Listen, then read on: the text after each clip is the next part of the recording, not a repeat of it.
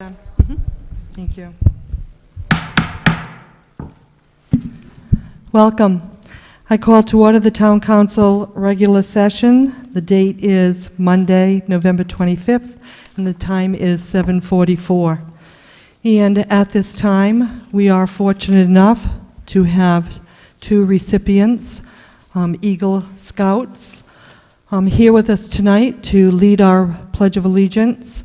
We have Brian Alloy Hemp and Matthew James Sheehy. So I'd like to call them forward to lead us with the Pledge of Allegiance, and then we have a proclamation for both. I'm going to bring you up here and give you the microphone. Welcome. Attention. I pledge allegiance to the flag of the United States of America and to the republic for which it stands, one nation, under God, indivisible, with liberty and justice for all. Two. Thank you, and we're going to ask you to stay right here because we'd like to present you with the town proclamations. I know Carol Hagan-McEntee, the Vice President, was gracious enough to attend your Eagle Court of Honor. So, to Brian Alloy Hemp. Whereas Brian Alloy Hemp is a member of Troop 1 in Kingston and has devoted his time and his energy to complete the requirements of and participate in such a worthwhile organization as the Boy Scouts of America. Whereas in his quest to achieve the designation of Eagle Scout, his accomplishments have been many. Having earned 36 merit badges, serving as the town senior patrol leader, and participating in a high-adventure trip to the Sea Base Reservation in the Florida Keys. And whereas Brian has been a participant in the town of South Kingstown's Little League program since he was 5 years old, and played on numerous teams, including all-star teams, he also served as a junior umpire and noticed that there was a safety issue with a lack of space to store equipment in the town's dugouts. For his final Eagle project, he designed and oversaw the construction and installation of the racks for the storage of the bats and the helmets at 6 of the dugouts. And whereas he has attained the highest, most prestigious award in Boy Scouting, the Eagle Scout Award, bringing pride to himself and honor to Troop 1 Kingston, his family, and to his community, may this be a prelude of his future dedication to a purpose and service until he accomplishes the goal he is seeking. Now, therefore, we, the Town Council of the Town of South Kingstown, do hereby extend our congratulations for a job well done and best wishes for success in all future endeavors. And I'm going to read Matthew James Sheehy's proclamation. Matthew James Sheehy. Whereas Matthew James Sheehy has devoted his time and his energy to complete the requirements of and participate in such a worthwhile organization as the Boy Scouts of America, and whereas in his quest to achieve the designation of Eagle Scout, he earned 36 merit badges, served as the troop's senior patrol leader, spent 10 days hiking the Appalachian Trail, canoed Flagstaff Lake on a high-adventure trip to Maine, and participated in a high-adventure trip to the Sea Base Reservation in the Florida Keys. Whereas for his final Eagle project, he planned, organized, and built a graduation garden at West Kingston Elementary School. Many of the plants selected for this garden will bloom each year in mid-June, and the centerpiece of the garden is a cedar bench designed and built by Matthew and his fellow Scouts. The garden will provide a pleasant spot for families to record the memory of their child's promotion from the elementary school, as well as provide a pleasing backdrop near the entrance of the school. And whereas he has attained the highest, most prestigious award in Boy Scouting, the Eagle Scout Award, bringing pride to himself and honor to Troop 1 Kingston, his family, and to his community, may this be a prelude of his future dedication to a purpose and service until he accomplishes the goal he is seeking. Now, therefore, we, the Town Council of the Town of South Kingstown, do hereby extend our congratulations for a job well done and best wishes for success in all future endeavors. Congratulations.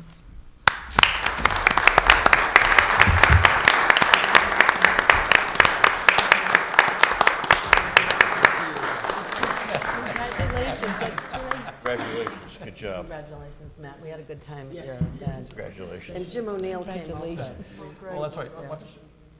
Maybe some photos, face your parents so they can, with all of us here. Anyway, use your opportunity.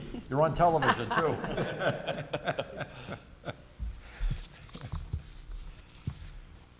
Thank you. Oh, you're welcome. Yep. Great job. Good job. It's always an honor and a pleasure when we have this opportunity in the town chambers. So, kudos. Okay, with that said, can we have the roll call, Dale, please? Yes. Council President Whaley. Here? Council Vice President McAtee. Here. Councilman Donnelly. Here. Councilwoman Healy. Here. Councilman O'Neill. Here. All members present. Thank you, Dale. We have the approval of the minutes of previous meetings. We have the work session of November 12th, 2013. I move approval of those minutes. Second. Motion and a second. Any discussion? All in favor? Aye. Opposed, abstention, motion carries. We also have the regular session, November 12th, 2013. I move approval of those minutes. Second. Motion and a second. All in favor? Aye. Motion carries. Would any council like anything removed from the consent agenda? I move approval of the consent agenda. Second. All in favor? Aye. Motion carries. Which brings us to licenses, and this is G. This is a resolution granting a miscellaneous permit to conduct the Maddie Fund Memorial Day 5K run on Monday, May 26, 2014, at 8:30 a.m. to the Matthew Saravo Memorial Foundation, doing business as the Maddie Fund, 10 High Street, P.O. Box 5300, Wakefield, Rhode Island, subject to the execution of a hold harmless agreement indemnifying the town insurance of a certificate of insurance, naming the town as an additional insured the amount specified by the risk manager, approved by the Traffic and Transportation Review Committee, and approval by the Rhode Island Department of Transportation. Application by George Donnelly, Executive Director, 19 Peninsula Road, Wakefield, Rhode Island. And I believe Rich is here to speak. Welcome. Thank you. I too am an Eagle Scout. Wow. My proclamation came from the Honorable Vincent A. Cianci. I want to thank you for having me here this evening. 10 years ago, we lost our son Matty, as most of you in the audience know. And for 10 years, we've had a road race at the University of Rhode Island. And over the last 5 or 6 years, people have asked me, why aren't we in Wakefield where you do business? Generally, the road races are a 10-year certified road race. The insurance requires to be certified, and therefore our road race became expired in 2013. So with that, we decided that we'd like to piggyback on the Memorial Day parade. With that, we visited with Steve Stewart and Terry Murphy to talk about the possibility of helping the veterans. As you know, the veterans is a very thin and growing thinner group of gentlemen who try to manage the parade. We thought it would be a great opportunity for us and our Corps of Volunteers to help them orchestrate the parade while we do the run prior to the parade and be able around to assist them for the start of their parade and if they needed us at the conclusion. But just a little background on the Maddie Fund. For the past 10 years, we've been helping children and families throughout the region, throughout the state. We've won national awards. We've been identified in WebMD as Health Hero Award winners, the only ones from the state of Rhode Island. We've been featured in Family Circle magazine. We've been acclaimed the best nonprofit by readers of Rhode Island Monthly. So with that, I would like to, if there's any discussion on us appearing, we've been before Traffic and Transportation Review Committee. I think we meet all of their guidelines. For the last 4 or 5 months, we've met with the chief and lieutenant at their meetings. I know there's probably some discussion here, or maybe there's no discussion, but we'd like to hold the road race prior to the Memorial Day parade, traversing through Main Street. Thank you. Thanks, Rich, and I'm going to open it up for any questions, and I just want to thank you, before we even get into a discussion, for all of the great work that you and your family have provided to many, many families. Thank you. So, it's a real tribute. Thank you. So with that said, I know that we did have a discussion here, and we do have a memo from Chief Espia, and there was, some information just requesting some legal information on the flaggers, and that will come back to the town council, and that information will obviously get dispersed to you as well. All right? And then other questions that I had, was just how many runners, and we were told about 350, and there are some walkers. That's correct. Yeah, and they'll use a piece of the bike path for some of the walkers. That's correct. We went before the Recreation Committee, Terry Murphy and her organization, Parks and Rec, and it was unanimous that we would be able to use the bike path just for walkers who are not competing. The bike path can be used for non-competitive walking, biking events. That was information that I learned tonight, so.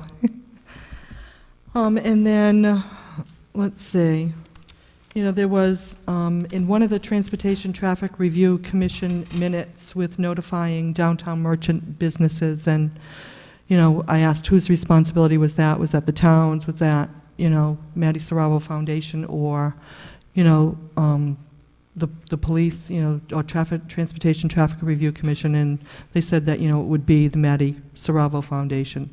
So I didn't know if that had happened, or some of the merchants notified. Yes, we did a stroll through downtown, beginning at up near Wakefield Music, all the way down to Smith Cove, and I believe we have about 15 names of business owners who were in favor of it. Again, this race traverses Main Street between 9 and 10 on Memorial Day, where most of the businesses are closed. And then another question, part of the discussion was about how long, for how many, it's about 45 minutes, so. And I think the time has been changed from 8:30 to 9, start of the Correct. race, and then other information that I read was starting at the Peacedale Mill, and is that where there's going to be the start? Tentatively, only because we have to do a secondary route because of indication that there may be road construction along High Street, which will still be on Main, but we may not traverse High Street if there's road construction. The DOT is planning on ripping up that road and putting a new sidewalk and curbing. We just don't know the date of that. So what we'll do is have an alternate route to avoid that area. And you have the cameras, so if you want to state the date and the cost for the race and all that good stuff. Well, if this agenda is correct, it's Monday, May 26th. I'm assuming it's correct. Yeah. 2014. It'll run from 9 to 10 prior to the Memorial Day Parade. One of the things that we look forward to working with is the veteran Steve Stewart, who I think is a one-man band. Unfortunately, as time goes on, we're losing a lot of our veterans. We will proudly assist him in any way that we can with our corps of volunteers. We've even talked about bringing down some antique fire trucks to be part of the parade as well. And do you want to mention the cost and how people can sign up? It's a little premature, but generally it's around $20. I don't think we're going to go up on the rate. Okay. We'll have enough information out there. We've been working with the chief and his committee for a few months, and basically our backs to the wall because we have to go to print and get on these calendars for 2014, and so we're just trying to get over this last hurdle. Thank you. Right. Other information and questions? And any other information that you want to share? That's it. Are we good? Well, I think it's a great idea, Rick, and good for you. I know you have a lot of volunteers. Thank you. And can only be, it's your fund, your Matty Fund has been a great addition to the community and to the whole state and the country. Thank you. And I know you're growing all the time. So with that, I make a motion to approve new license G. Second that motion. We have a motion and a second. Any further discussion? Jim? Yeah, Rick, I think this is really exciting. Holding it at URI did not get my attention, holding it downtown, and I own a business on Main Street, and I look forward to that, and I think there are lots of ways the merchants there who are going to be open can benefit by this. Also, too, I'm really happy to hear that the support for the veterans here is overwhelming. Without question, it's thinner and thinner. And I think having the two could bring in crowds, and it's crowds that really make this work and make it exciting. I mean, the Boston Marathon, you know, they don't hold that out in the Berkshires, they hold it downtown. CVS, they hold it downtown. You know, that's where they get the crowds, businesses benefit, everyone wins, and I think the idea is great, and your organization's done a great job, and I think you'll have a lot more visibility here, which I think is a right route to go. Thanks, Jim.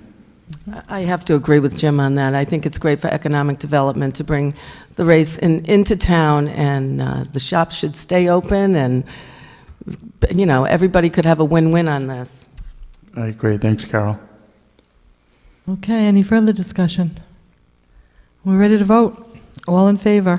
Aye. Opposed, abstention, motion carries. Good luck. Thank you very much. Thank Good luck, Rick. Which brings us to our public hearing. This is a public hearing relative to an application to perform construction activities within 25 feet of a historic cemetery in accordance with the South Kingstown Town Code, Chapter 14, Planning, Article 4, Historical and Archaeological Cemeteries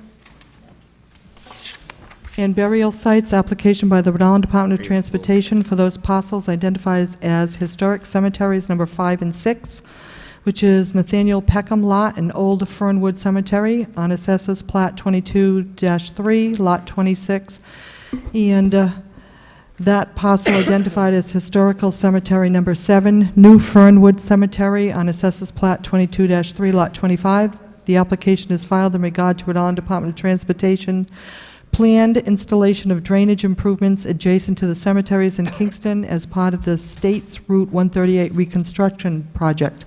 And at this time, I'm going to turn it over to Director of Planning, Vin Murray. Thank you. Good evening. By way of a little bit of brief background, a lot of the material that the chair has just read, describes what's being contemplated. But this public hearing was triggered by correspondence we received from RIDOT Managing Engineer Vincent Palumbo mid-month in October, and noticed the town that the state was planning these drainage improvements in proximity to the Fernwood cemeteries along 138 as part of the reconstruction project going from Route 2 to Route 108. As mentioned by the president, council president, this work will be within 25 feet of the old and new Fernwood cemeteries along the sides of the Route 138 right-of-way. And we did provide copies of the correspondence to the council under cover of a background memorandum. The old Fernwood cemetery is on the north side of 138, and that's noted as cemetery number 6, and it's on just about 3-acre parcel. That lot also contains historical cemetery number 5, known as the Nathaniel Peckham Lot. The new Fernwood Cemetery is on the south side of 138. It's on a pretty good-sized lot of 18.7 acres. Both are just located just west of URI's campus at the base of Kingston Hill. Mr. Palumbo's letter was requesting the town council authorization to proceed with this work, and was noted in the introduction by the council president. This is a public hearing under section 1449 of the town code.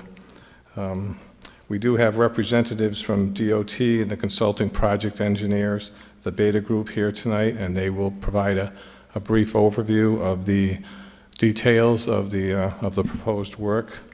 I would make note that this work is proceeding under RIDEM's Phase 2 Stormwater Management regulations. I believe it's the first major project the state is undertaking under these regulations, so it's a bit of a pioneer in that regard. And these they're using the stormwater regulatory techniques they're using are more natural-based and the hard engineered type approach that had been favored in the past. So, it's kind of back to the swales versus, the concrete piping. I would make also note to conclude this introduction that the South Kingstown Historic District Commission did take a look at this proposal and in consultation with RIDOT last week, and they had provided a memorandum to the council and with some suggested conditions or issues that could be incorporated into final design. And we did provide a draft motion for your consideration should you be favorably inclined towards this. And there was a revision made, and that was provided to the table tonight during the work session. So with that, this is Bill McGrath from Beta Engineering, who's worked with the town on the project area committee for quite a number of years now, as that's moved along at its glacial pace. So we're trying to speed it up as much as we can. As Vin mentioned, I'm Bill McGrath with Beta Group, with a design consultant to Rhode Island DOT for the project.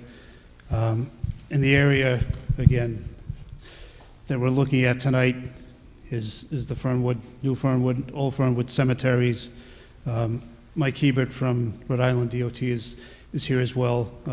Pamela Brooks from Rhode Island DOT and Mike Zavalia from Beta Group. I'm just going to give a brief overview and then maybe let Mike talk a little bit more about it. The area here in gray is the proposed roadway, basically along the same alignment as exists. It will be a little bit wider to provide 4-foot shoulders for bicyclists. There'll be a sidewalk, excuse me, on the north side. And then these areas in green here, in here are the two best management stormwater practices that we're installing as part of the Rhode Island DEM requirements for stormwater treatment. Those are designed basically to improve the water quality of storm runoff from the roadway. One of the critical areas here in blue is a potential vernal pool that's been identified. It's been degraded by silt and erosion from the road over the years. So both of these BMPs on either side of the road are going to help treat stormwater that eventually ends up there.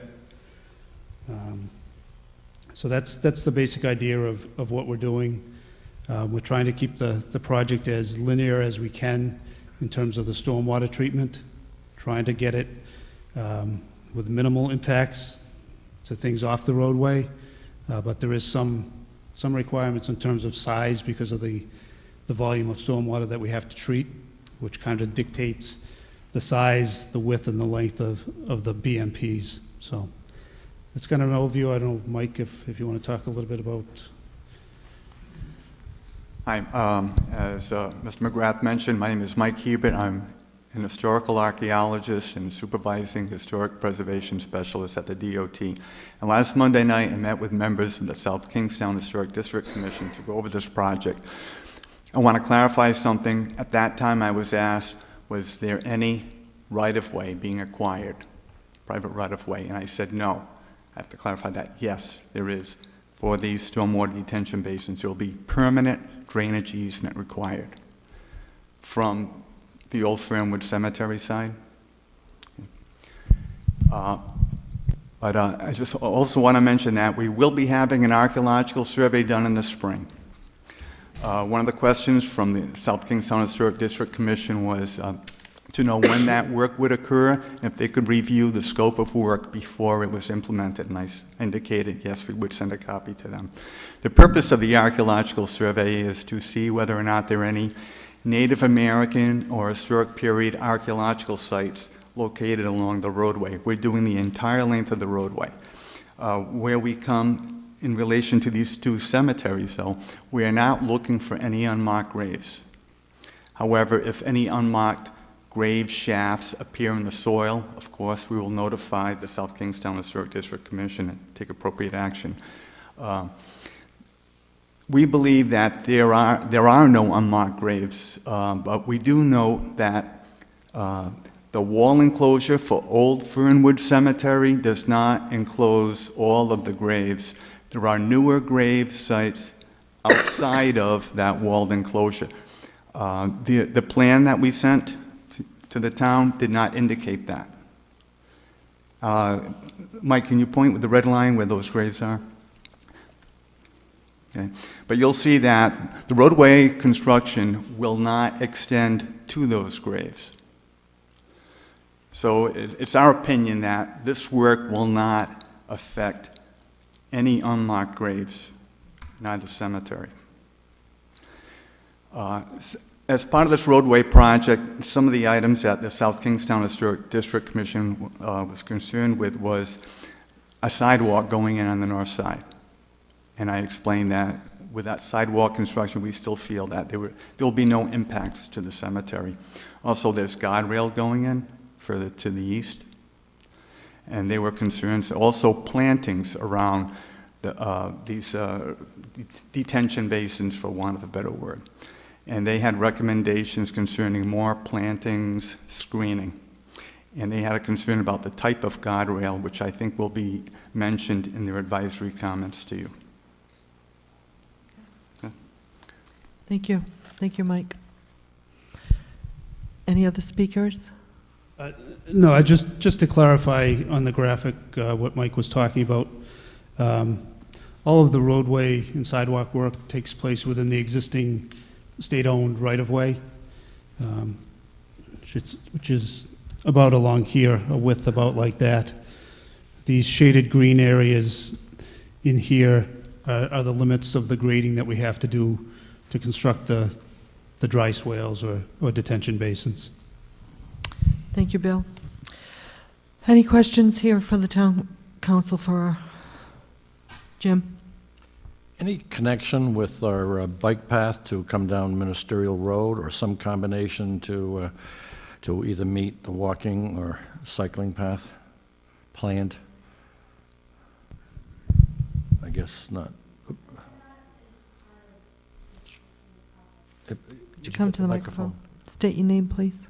Pam Brooks, Rhode Thank you. Island DOT, not as part of this portion of the project here. Okay, all right, thank you.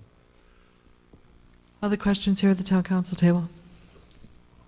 Jim? I think you mentioned somebody from Beta was here.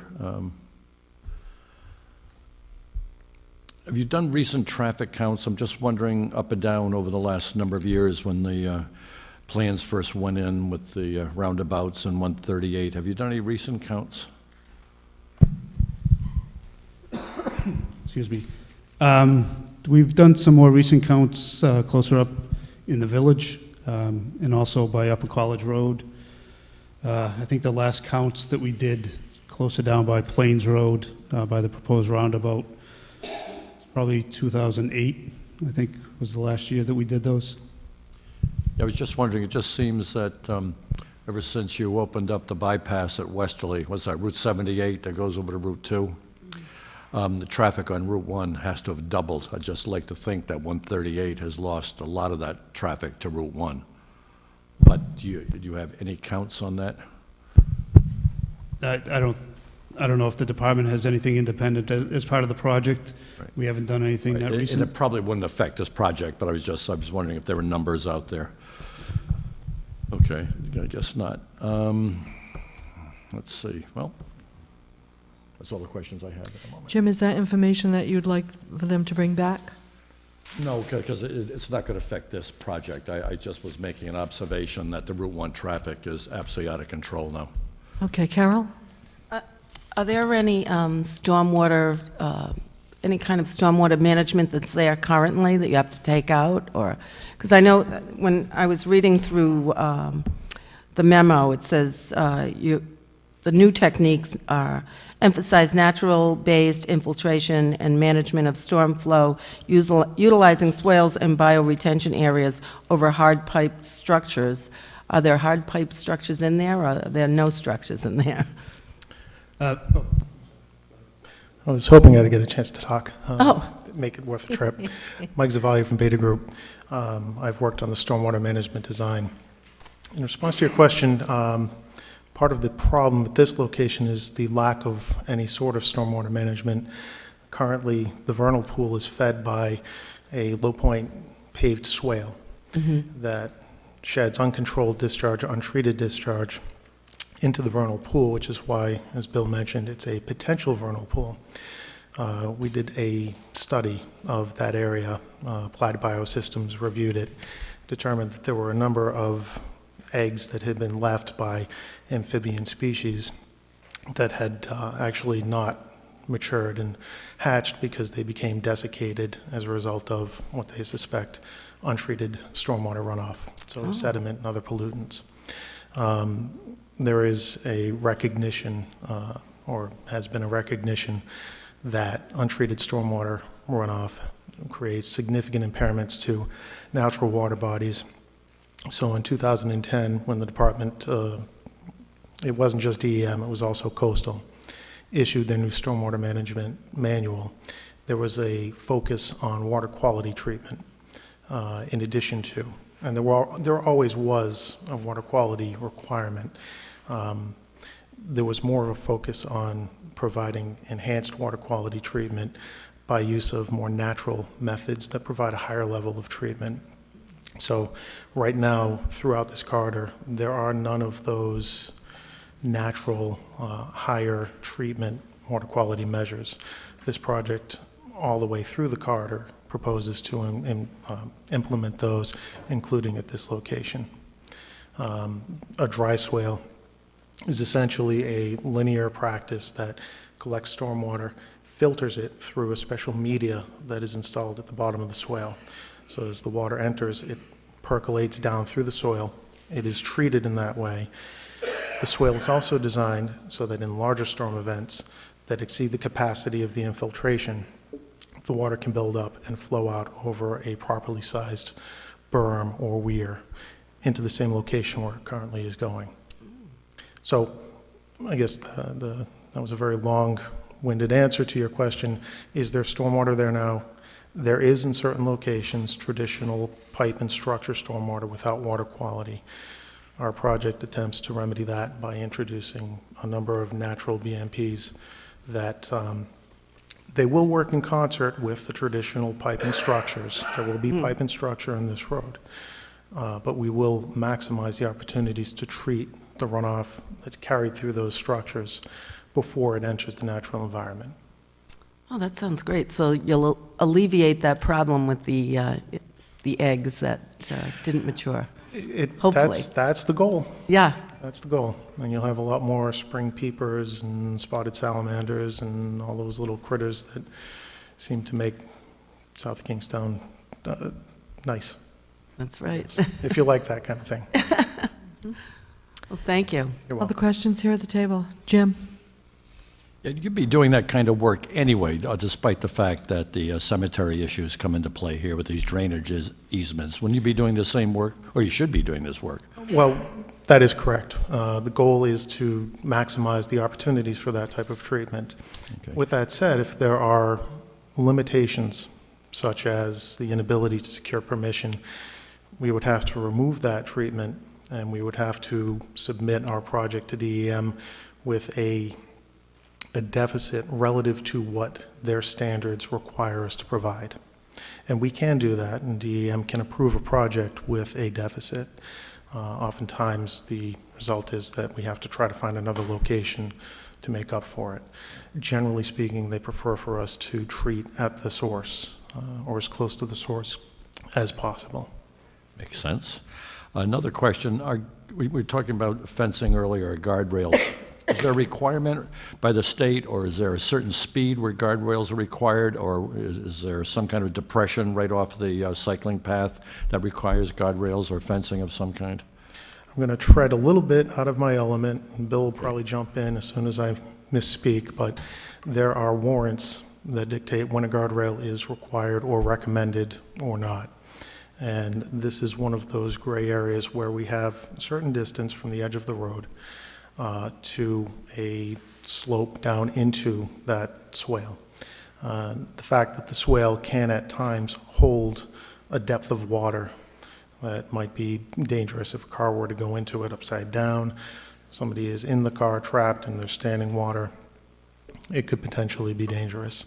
So in this particular case, the guardrail is proposed because it is in that gray area where engineering judgment is dictating that it would be practical from a safety standpoint to have it in that location. Did you want to add, Bill? I've got nothing to add to that, so. Other questions, Steve? Tree loss that's associated with this project? To a degree, I can address it. We do have a landscaping plan that has been developed for the entire corridor. And the landscaping plan is not by any means final.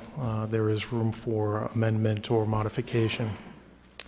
We do have trees and other plantings depicted on the rendering in red. In discussions with DOT as a result of the Historic Commission review, there was talk about alternate species or an increase in the density of the plantings. I'm not concerned with that. I'm asking are there existing trees that will be removed as a way of being able to put the swale in? Yes. I wanted to make the council aware of what that tree loss was because that may become an issue at a later time. Yes, there would be trees removed as a part of the project in order to accommodate some of the developments. Have we identified them, but in terms of diameter, how many trees? No, not at this time. Mike Hebert, DOT, that information can be made available if the council so requests. Please. But in any event, when you remove the trees and whatever plantings are there, you have a landscaping plan to put back what you took away. Not necessarily. We don't match tree for tree or species to species. It depends on if the tree to be removed is within our area where we're doing excavating, or if the tree, in fact, is reached the end of its life and it's in danger of falling down. So there are a number of factors. But we don't match tree for tree loss, no. But you do have a landscaping plan, you Yes, said. we do. So you do plan on putting something back there. And it's going to be right at the edge of the road, right? We're putting plantings in this particular location to try and mask the two BMPs so that they're not obvious from the driver's perspective. But it's not necessarily to replace lost trees. Thank you. Other questions here at the town council table before I open it up to the public? Seeing none at this time, I'm going to open the microphone to anyone who would like to comment or ask a question from the public. This is the purpose of a public work session, public hearing.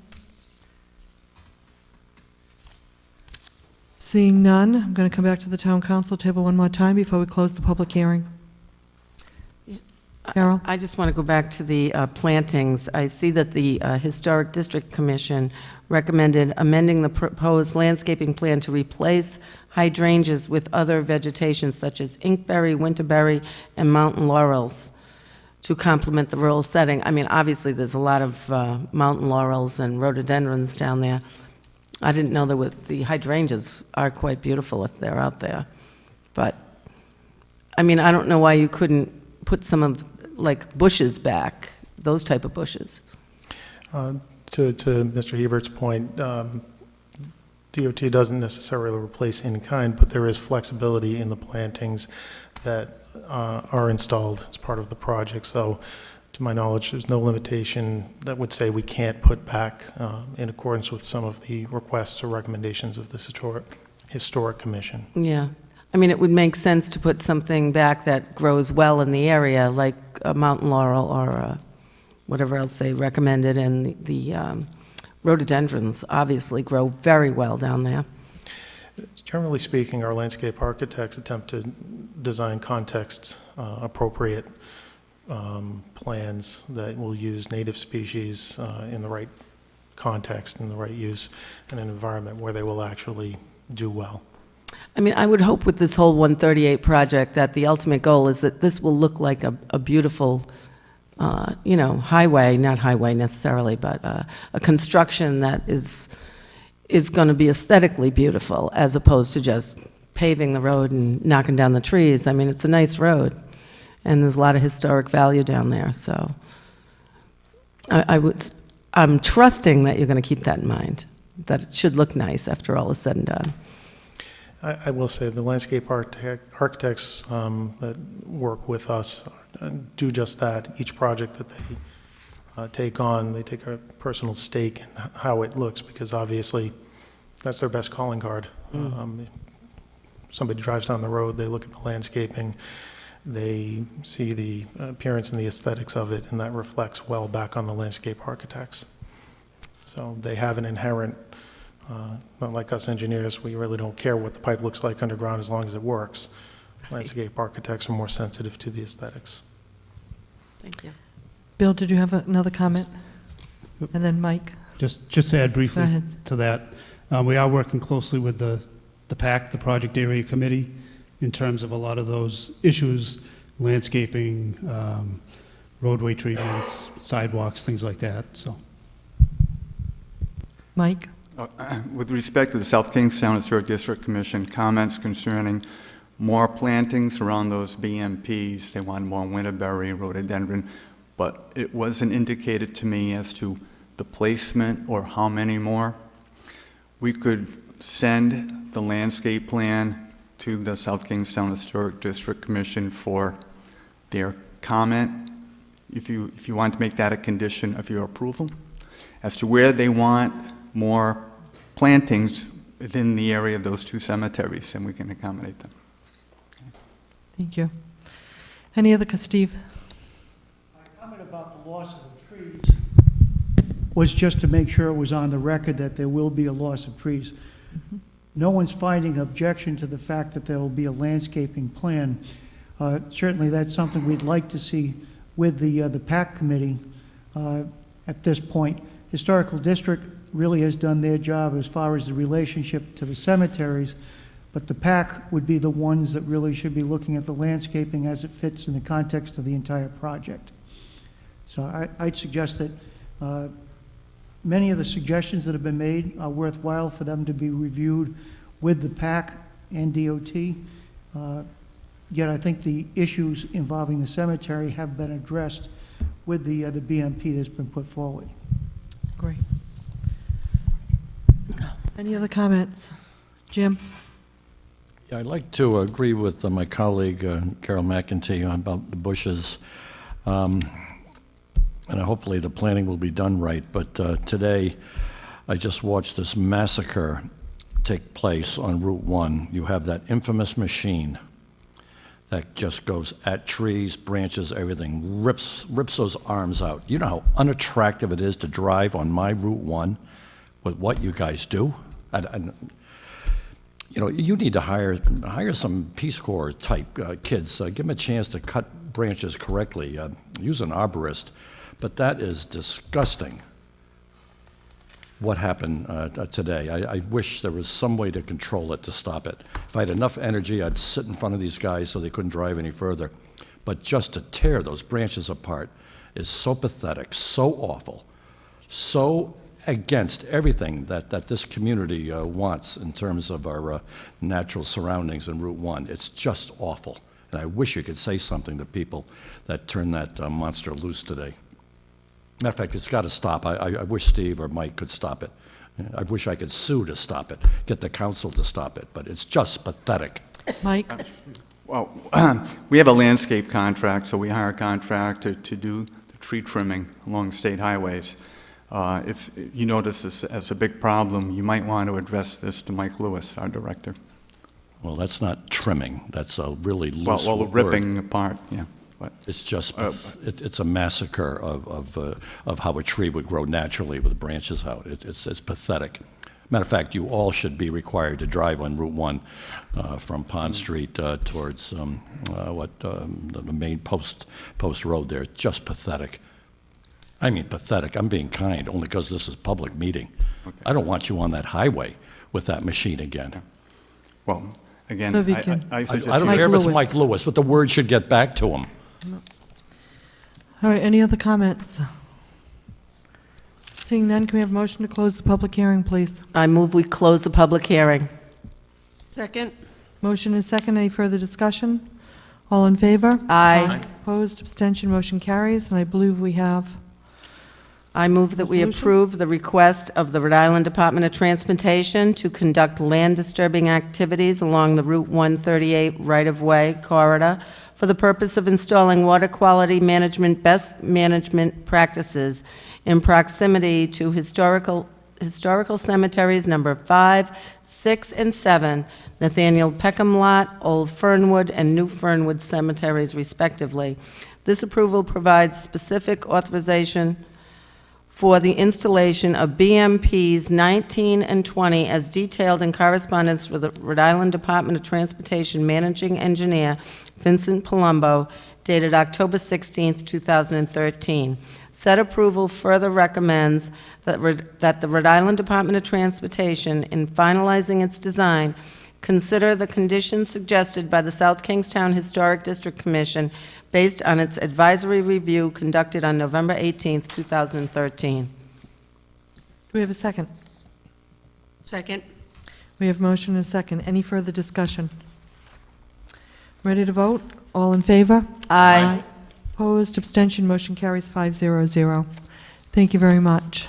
Thank you. Thank you. We have a second public hearing tonight. This is a public hearing relative to proposed amendments to the Town Code, Chapter 6, Finance, Article 2, Purchasing, Section 6-22, Specific Requirements, Section 6-25, Approval of Purchases, and Section 6-26, Miscellaneous Requirements as shown on Exhibit 1 attached here too. Steve? I've provided the council in advance of this public hearing with a memorandum from the Finance Director, Trish Sunderland. I had requested Trish to review what other communities have as far as purchasing standards. The comparison looked at neighboring communities, including Charleston, East Greenwich, Narragansett, North Kingstown, and Westerly. There is no consensus as far as where the purchasing levels are set, requiring either verbal quotes, written quotes. And the only thing that really is common is the statutory requirements over $5,000 for goods and services, or the statutory requirements for construction up to $10,000. The town has had purchasing regulations that we've worked with since 1988 that have been, so there hasn't been substantive change in 25 years. What's being proposed this evening is to allow for purchasing between $0 and $2,500 without quotes. Having said that, we're also looking at between $1,000 and $2,500, the finance director and the accountant having the ability to require either verbal or written quotes. Anything above $2,500 to the $5,000 limit would require written quotes, and anything above $5,000 in accordance with state statute would have to go to bidding. Our current ordinance provisions say anything less than $500, there's no quotes. Anything between $500 and $1,000 requires 3 verbal quotes, and anything between $1,000 and $5,000, 3 written quotes. So really the only change that we're looking at here is between the $500 and $2,500 level. New purchasing requirements that have been put in for the electronic requisition and purchasing system will allow departments to initiate requisitions with the process going all the way from the submitting agency to the department director, to the purchasing manager, to the finance director. At each one of those stops, a review can be made. If in fact the accountant finds that there's a need for written quotes above $1,000, it can be sent back electronically, and the requirement for the additional research for purchase purposes. So I don't see that there's a lot of changes, but it provides the flexibility that's necessary to manage the system in today's world. Many times, it's very difficult to get 3 verbal quotes on products that are less than $1,000. Sometimes what we end up with is putting things out for written quotes that end up costing us more money than if we were able to just solicit the verbal quotes. It also slows down on the efficiency of getting jobs done. If it takes us a longer period of time to be able to get approvals in place, it sometimes can hold up a job or create greater inefficiencies in the delivery of the public services. So I'd recommend the council consider the amendments as presented here this evening. 2 other changes that are recommended. One is to increase the value of blanket purchase orders from $4,000 to $5,000, and also some ministerial tasks within the ordinance which would provide proper phraseology as to the job titles that would be reviewing purchasing and requisition requests in the new purchasing system itself. I'd be glad to answer any questions council may have on the ordinance amendments as proposed this evening. Thank you, Steve.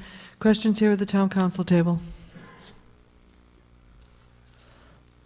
Seeing Well, none? just a comment, but no, I mean, it makes sense, and I appreciate the work and all this work, and I guess 25 years since the last change, whatever it was. 25 years for the most part since we've made the changes. There was a couple of changes that were made about, I think, 6 years ago, but they weren't substantive. No, thank you. Time has changed and the prices have changed, so good work. Questions here from the public?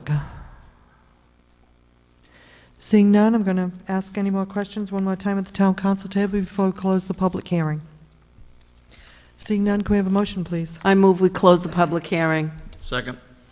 Motion and a second. Any further discussion? All in favor? Aye. Motion carries, and can we have a motion, please?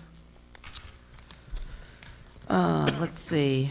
I move approval of the amendments to the Town Code, Chapter 6, Finance, Article 2, Purchasing, Section 6-22, Specific Requirements, Section 6-25, Approval of Purchases, and Section 6-26, Miscellaneous Requirements, as shown in Exhibit 1. Second. Motion and a second. Any further discussion? Ready to vote. All in favor? Aye. Motion carries. Which brings us to communications. This is a communication dated November 18th, 2013, from Ernie George, tendering his resignation from the Zoning Board of Review at the end of December. Is received, placed on file, and the town council further directs. Well, I think we should send a letter of thanks to Ernie for his many years on the zoning board. Could it be he's been almost 30 years? Is that possible? Yes. Wow. Well, we wish him the best of luck with whatever new hobby he's taking up. I'm sure that brings history to the town, Dale. Is he probably the longest? I don't know if he's the longest, but it's been since Yeah. at least 1980. Wow. Well, we wish him the best of luck, and hopefully it's going to be many, many more hours spent with quality time with his family. So, seeing that, any other comments? Ready to vote? All in favor? Aye. Opposed, abstention, motion carries. Communication B is a communication dated November 20th, 2013, from Cheryl Fernstorm, Town Clerk, on behalf of the Jamestown Town Council, providing background information and requesting support for the resolution seeking safety improvements to the Newport Pell Bridge. Is received, placed on file, and the Town Council further directs. Well, we discussed this at the work session, and although I think we're all quite moved by the story that surrounds this particular resolution from the Jamestown Town Council, I'm not sure if we have enough information as to whether it's feasible to put a guardrail down the middle of Newport Bridge or not, and what that cost would be. So I'm going to make a motion that we file it at this time until we have more information. I'll second that. We have motion and second. Any further discussion? Jim? Yeah, no, I certainly, like Carol, really appreciated this letter. There's nothing that gives us more angst than when you're in the passing lane on Jamestown or the Newport Bridge, and folks coming at you at 60, 70 miles an hour, just the tiniest mistake or wind gusts, good grief. I wish there was something like 6, 8, 10 inches, 12 inches wide that could sit there, which would have incredible strength and elasticity, just at least keep the cars in the same lane of traffic if there was a problem. But as Carol said, we need technological advancements, I guess, here, but certainly want to keep it open because it's something I think that all of us down here have great concerns over. Any other comments? We have a motion and a second. Ready to vote? All in favor? Aye. Motion carries. Next item is comments from interested citizens. Seeing none, I'm going to go, it's all on number 9, Town Manager's Report. Just one item that I did want to mention tonight. I wanted to acknowledge that our Emergency Medical Services Director, Mike DeMello, was honored at the American Heart Association, American Stroke Association annual meeting and received one of 5 volunteer recognition awards as a recognized recipient for volunteer services on behalf of those 2 organizations. And I just wanted to acknowledge his service, and this is a gentleman that provides a great deal of volunteer work within the community, as well as working with the different medical associations, and I was really happy to see them recognize his services on a personal basis. Thank you. Any comments? That concludes the items that I have, unless council has questions. Any questions for Steve? Seeing none, Town Solicitor's Report. Thank you, Unless there are Steve. questions, I have nothing. Any questions for Mike? Seeing none, which brings us to appointments. And I see no appointments, but I do have one request. We have 2 appointments that are coming up in December. They are the Historic District Commission, and seeing we only have 1 meeting in December and we don't have a full town council, could we make those appointments tonight? It's reappointments for terms expiring December 2013, and it's Peter Nunes and Richard Youngkin. I think they have been outstanding members of our Historic District Commission. So if we could have a motion to that effect, that would be great. Well, I move to reappoint Peter Nunes and Richard Youngkin to the Historic District Commission. Their terms each expire in December 2013. They would be reappointed for a 3-year term, taking them each to December 2016. Do you have a second? Second. We have a motion and a second. Any further discussion? Jim? Yeah, I'd like to divide the 2 of them up if possible, if I could ask Carol to, or can I amend her motion to first vote on Peter Nunes and then a vote on Richard Youngkin?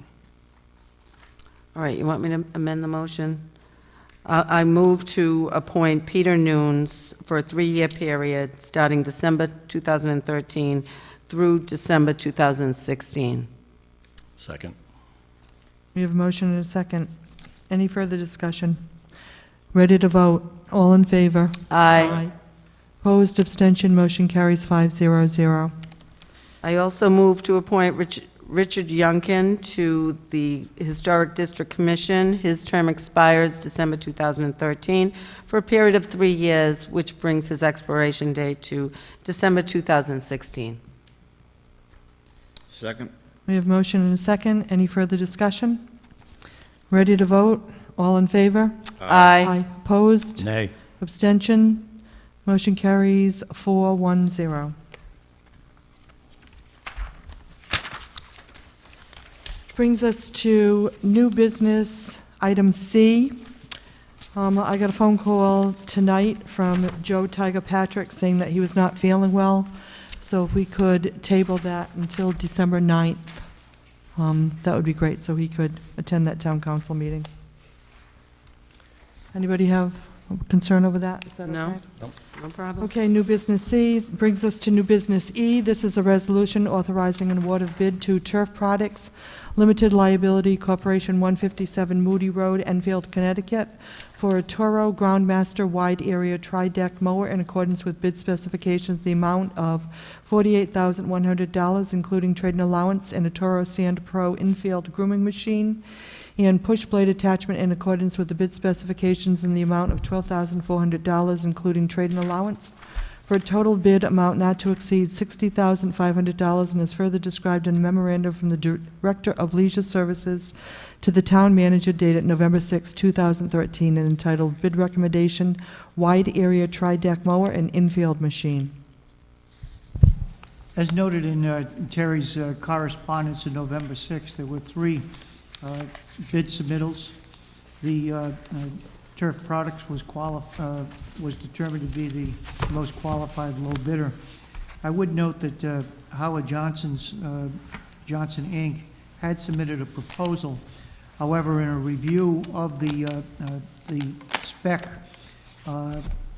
the John Deere did not meet the spec in accord with the Toro was a better fit with the existing equipment that we had, as well as for the transportation associated with it. It also provided for a greater efficiency in terms of mowing ratios. So the recommendation was that we go with the Turf Products at a cost of $48,001 net of the trade-in. On the infield groomer, there was the Turf Products was also found to be lowest qualified bidder. For the groomer, net of trade-in, 11,1. We would also be purchasing the options for the infield grooming machine for $1,300 for the push blade. I recommend council approve as presented in that memorandum. Thank you, Steve. We have a motion, please. I move approval of new business item E. Second. We have a motion and a second. Any further discussion? All in favor? Aye. Motion carries. And before we adjourn, I just want to wish all of the families in South Kingstown a happy Thanksgiving. And for those that are traveling, safe journey, and create lots of treasured memories with your families and friends. So with that said, the other comment is I believe our tree lighting ceremony is December 8th. Hopefully we'll all see you at the Guild on December 8th. With that said, any other comments for the good of the order? Seeing none, can we have a motion to adjourn, please? Motion to adjourn. Second. All in favor? Aye. Motion carries. Thank you.